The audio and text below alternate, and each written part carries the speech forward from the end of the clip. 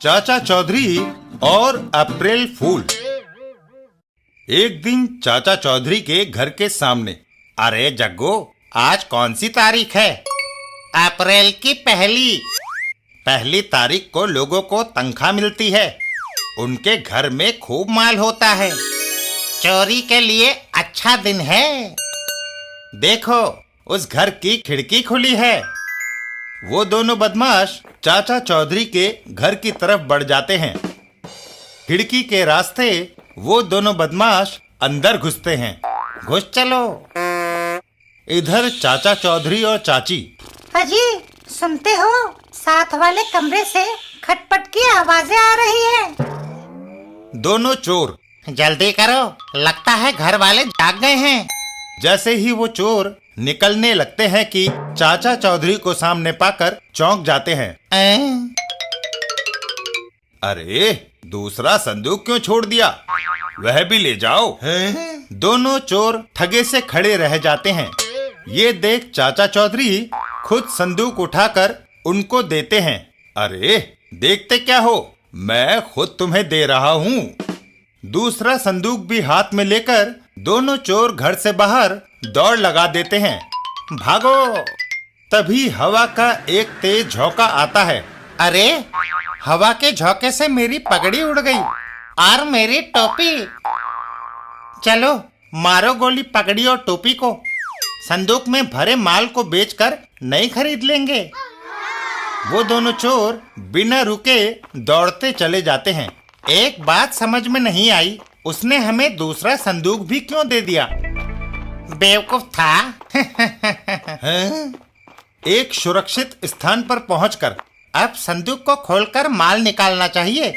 संदूक खोलते ही अप्रैल फूल।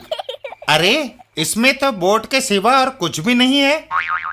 मैं भी अपना देखूं। हैं, वैसा ही बोर्ड मेरे संदूक में।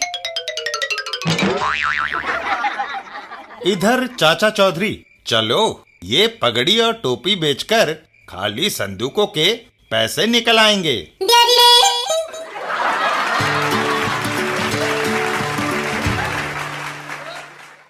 चाचा चौधरी और चाची का हलवा। एक दिन चाचा चौधरी के घर पर। चाची, आज तो हलवा खाने का दिल कर रहा है। हाँ भगवान। ठीक है, जाओ नदी से नहा कर आओ, तब तक मैं हलवा बनाती हूँ। साबू, चाचा चौधरी और रॉकेट तीनों तुरंत वहाँ से नदी की ओर दौड़ लगाते हैं। चलो। इधर चाची। अब हलवा तैयार करूं। बुरी आदतें पड़ गई है इन सबको। इतनी महंगाई में भी खाएंगे तो देसी घी का हलवा, वरना नहीं। तभी पड़ोसन चाची के पास आती है। बहन, क्या बना रही हो? हलवा? कोई बारात आ रही है? नहीं, साबू के लिए।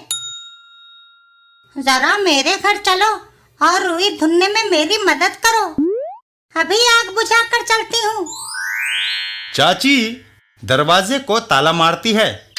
चलो, इनके नहाकर आने से पहले ही लौट आऊंगी। वहां से कुछ दूर पर। बाको, हम कैसे माने कि तुम विश्व के सबसे बड़े सेंधमार हो? मैंने अमेरिका के सरकारी खजाने पर कड़ा पहरा होते हुए भी उसे चुरा लिया था। इतना बड़ा काम तो नहीं। हाँ, अगर तुम चाचा चौधरी के घर से माल चुरा कर दिखाओ तो मान जाए गुरु।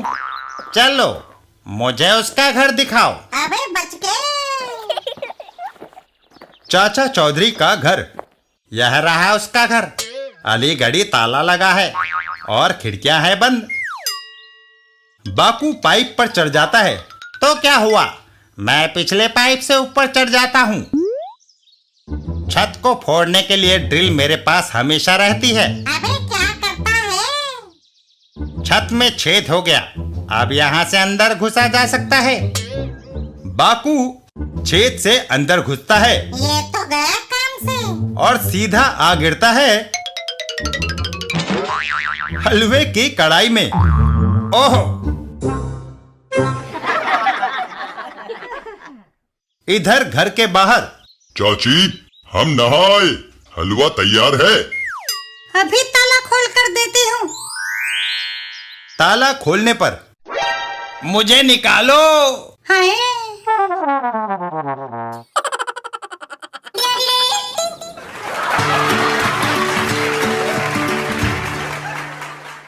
चाचा चौधरी और चौखट चंद की बीमारी। सेठ चौखट चंद का घर। मैं तो दवाइयां दे देकर थक गया, पर आपके पति चौखट चंद की बीमारी अभी तक मेरी समझ में नहीं आई। इसका मतलब है मैं अब मरने वाला हूँ। डॉक्टर साहब, आप कुछ तो करिए। मैं कुछ नहीं कर सकता। आप अमेरिका के डॉक्टर इंजेक्शन को बुलवा लीजिए, शायद वही इन्हें बचा लें। अरे मेरी बीमारी मामूली नहीं है, इसलिए चाचा चौधरी को बुलवाओ। चाचा चौधरी डॉक्टर थोड़ी ही है जो तुम्हें ठीक कर देगा। अमेरिका के डॉक्टर इंजेक्शन को बुलवा लिया जाता है। बीबी जी, अमेरिका के डॉक्टर इंजेक्शन आ गए। डॉक्टर साहब, मरीज इधर है। हम तुमको ये इंजेक्शन दे रहा है, तुम अभी ठीक हो जाएगा। लेकिन चौखट चंद में कोई फर्क नहीं आया। कोई असर नहीं डॉक्टर साहब, चाचा चौधरी सबको बचाता है, शायद मुझे भी मरने से बचा ले। ये तो बुखार में यूं ही बड़बड़ा रहे हैं। आप मेरा कहा मानिए मालकिन, और ईरान के हकीम लुकमान को बुलवा लें, वो तो मरे हुए को भी जिंदा कर दे। उनको ही बुला लो। थोड़ी देर में हकीम लुकमान आ जाता है। लीजिए, नीम हकीम लुकमान को ले आया। लो, मेरा ये फौलादी कुश्ता खा लो और शेर की तरह दहाड़ने लग जाओ। आपका कुश्ता भी बेकार गया। मेरी बीमारी कोई छोटी मोटी नहीं है, इसे सिर्फ चाचा चौधरी जैसा होशियार आदमी ही समझ सकता है। आप मैसूर के राजवैद्य चूना स्वामी को क्यों नहीं बुलाती? उनकी दवाई आज तक बेअसर नहीं हुई। राजवैद्य चूना स्वामी, लीजिए, मैं राजवैद्य चूना स्वामी को ले आया। लो, मेरी अचूक संजीवनी बूटी चाट जाओ, फिर देखें। इसका भी कोई असर नहीं हुआ। अब कोई उम्मीद नहीं मालकिन, जब इन्होंने मरना ही है तो क्यों ना चाचा चौधरी को भी बुलाकर देख ले। थोड़ी देर में चाचा चौधरी वहां आ जाते हैं। लीजिए, चाचा चौधरी आ गए। डॉक्टर साहब, हकीम जी और राजवैद्य जी, पहले आप यह बताएं कि आपने मरीज को कौन कौन सी दवाएं दी हैं? हमने streptomycin, sulphamycin, Crocin, vitamin A, B, C, D, E, Z तक मिक्स करके इंजेक्शन दिया है। मैंने सोना भस्म, चांदी भस्म, लोहा भस्म, जमाल गोटा और जाफरान का कुश्ता दिया था। हमने आयुर्वेद की सारी जड़ी बूटियों को मिलाकर इसे चटा दिया। ये सुनते ही चाचा चौधरी के पसीने छूट जाते हैं।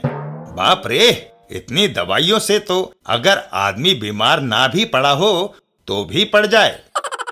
चाचा चौधरी अपनी जेब से एक गोली निकालते हैं।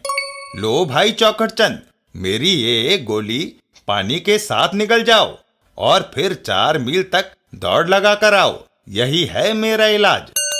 चौखट चंद चुपचाप गोली को ले लेता है।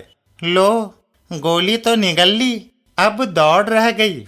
और चौखट चंद उठकर घर से बाहर दौड़ लगा देता है। अरे, वो तो सचमुच घोड़े की तरह दौड़ने लग गया। चाचा, आपने ऐसी कौन सी दवा दी जिसने जादू का असर किया? मैंने उसे कोई दवा नहीं, सिर्फ एक गुड़ की गोली दी थी। वास्तव में वह बीमार था ही नहीं, केवल उसके दिमाग में भ्रम था। उसे विश्वास था कि मैं ही उसे ठीक कर सकता हूँ, इसलिए आपके दवाइयों ने उस पर असर नहीं किया। कभी कभी दवाइयों से ज्यादा असर मनोविज्ञान करता है।